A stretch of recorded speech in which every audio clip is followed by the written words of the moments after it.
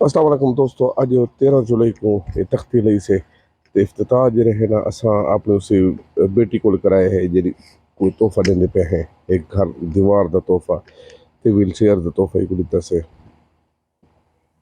दे बाद दुआ मंगी से दुआ मांग के थे